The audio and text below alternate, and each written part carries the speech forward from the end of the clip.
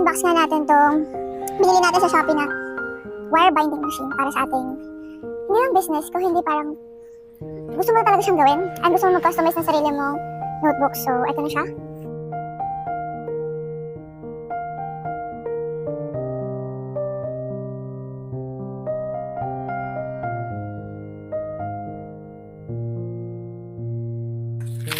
Yung binili pala natin guys is, actually marami akong pinagpilian. Ang dami talagang pagpipilian. And marami pang mas okay dito. Yun nga lang, ito na lang yung pinili ko kasi nasa mid-range siya. Mid-range. Tapos nabili ko ito ng on sale. Hindi naman parang may less 250 pesos lang. Pero dahil nga malayo tayo, mahal ang shipping fee. So parang doon na din napunta.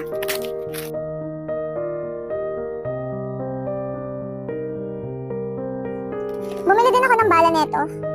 On the way pa lang siya. Pero ang sabi ngayon daw darating. Meron siyang ganito. Sabi niya, please punch this paper for at least 6 times to get rid of oil and achieve optimum quality prior to use this machine. So 6 times daw. So may numbering naman siya dyan sa may gilid. Yan. Mamaya gagamitin natin to. And then, ang instruction manual na hindi naman binabasa kagad. Tapos, yan. Ito.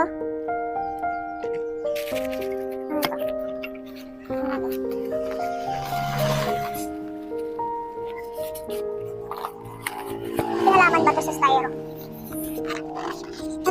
Hindi ko siya open guys, wait lang, baba ko kayo.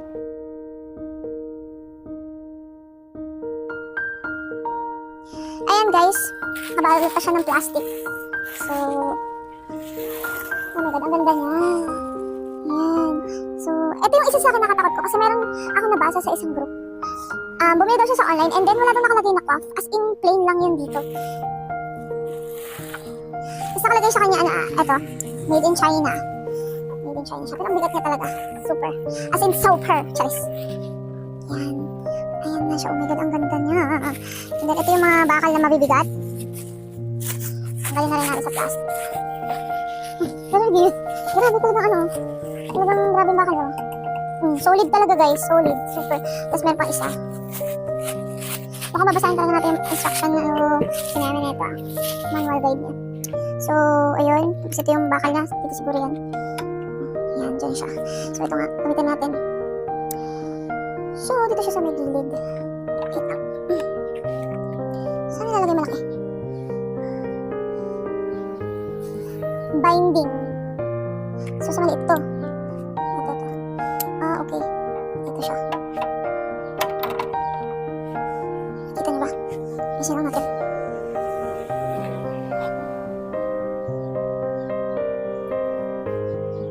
Yan. So, dyan siya. Tama ba? Yan yung maximum niya. Hindi lang talaga. Tapos, ito malaki sa punching. So, meron siyang mga ganyan guys. Isusok-sok nyo lang. Tapos, ito yung pang-lock niya. Dito.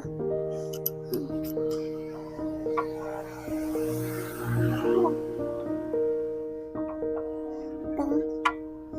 Okay. Madali lang naman siya i-set up guys. Ito natin tama. Okay, tama. Ito yung punching. Ito yung binding. Ay! Grabe naman ito guys. Siya yung nagbabind ng wire. Okay, okay naman siya. Okay. So, ito na lang instruction material. Ay, manual pala. Sorry guys. Medyo ano ko dun. Parang ano. Ito yung comb, yung dyan may papas, isasalpak yung ano pag gusto mo nang ilagay yung papel. And then, ito yung paper stopper. Ito siya. Isa natin. Yan. Paper stopper. So, letter to A4. Pwede din A5. Yung kalahati lang ng ano. Yan. Yung iba guys, ingatan nyo ito baka mawala. Para yan yung inyong guide. Yan. Pero yung iba, kabisado na kasi talaga nila. So, hustler na sila sa paggamit. So, kahit walang guide, okay lang sa kanila. Bakit ayaw nang bumalik? Ba't ka na nag-loose thread? Yan. Kaya pala, scroll lang yung nandoon. And then, ito guys, ano grabe yung pagkakabit niya. Hindi siya yung madaling matanggal. Ang kapal talaga niya, ang bigat niya. Tapos, ring selector. Oh my gosh, meron pala sa gilid to. So, ito yung tawag, ring selector. Ito yung mga sizes. Okay, sure dyan siya. May... Ito yung usual na ginagamit nila, 14 by 3. Kasi ang alam ko, 120 pages yung kaya nito. Tapos, ito 100 pages. Yan. Actually, hindi pa ako masyado magaling sa mga ganyan. Tapos, ano pa ba? Ito, margin selector. Sa margin siya. Waste bin. So, dito yung, yung kalat na pupunta. And then, ring closer, tama. Itong number 10. Yan, ring closer siya. Ito naman, paper support. So, support to ng papel. Pag naglalagay na tayo dito, nakaganyan siya. And, yung mga screw niya, ito yung binding handle. Yan, yung kanina pinakita ko. And then, ito yung binding punch. Yung puncher. Yan, bumababa siya. O, nakikita niyo. So, ito, na-adjust daw to. Kunyari, pag ayaw mo makita yung, hihilain lang pala. Ayaw mo karoon ng pitch number 18, ganyan. Hilain lang siya. Yan, test na natin guys, kung gumagana. Okay, so ito yung papel na sinasabi. So, number 1 muna tayo. Tingnan natin kung kaya ba niya. Totoo nga, may mga oil pa. So, ayan siya guys. Kita nyo. May oil pa. So, tanggalin lang natin to. Ay! Hindi ka marunong be. Gamitan na tayong gunting. Okay, next. Ang number 2. Sabi niya kasi 6 daw eh.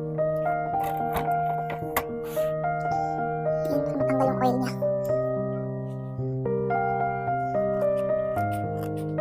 Oh my god, alam niyo ba guys, ang tagal ko tong pinag-isipan. Meron pa akong isang pinamimilian, yung craft something. Nasa 8.8 naman yung nila. Pero sabi nila, daw talaga yun, maganda daw naman din.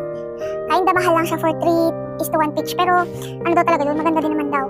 So nga lang, dito na lang tayo kay Quaff. Kasi, kalahati siya, B.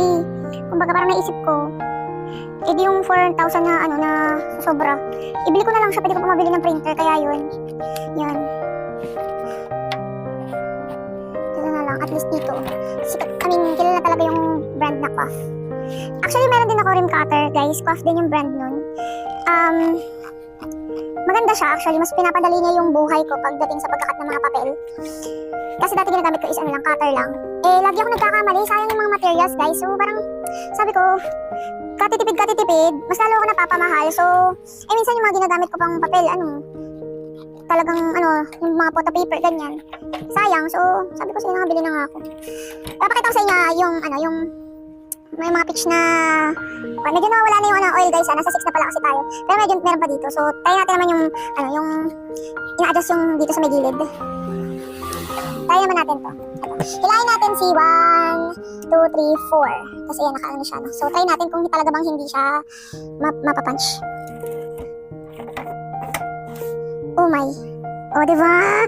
Guys, hindi nga siya na-punch. Ang ganda. Diba cute? Still waiting ako talaga. Na-excite ako dun sa binili kong double loop. Kasi gold siya, guys. Usually kasi nabibili. Meron naman nabibili na mura-mura. Parang 100 pieces. Almost 500 lang siya. Yung nabili ko, 100 pieces pero nasa 900. Yun nga lang, gold naman siya, guys. So, yun. Try naman natin. Kung pwede yung tatlo lang dyan. Try natin dito guys, tingnan tayo tatlo. Ganyan yung itsura niya.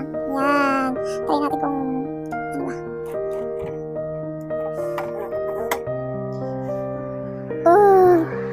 Oh, diba? So, that's it guys. I'm so happy with my purchase. Yan, ang ganda niya. Super ganda pati ng bakal, ang kapal. As in, ganda talaga ng quality ng Quaff. So, magandang investment to guys.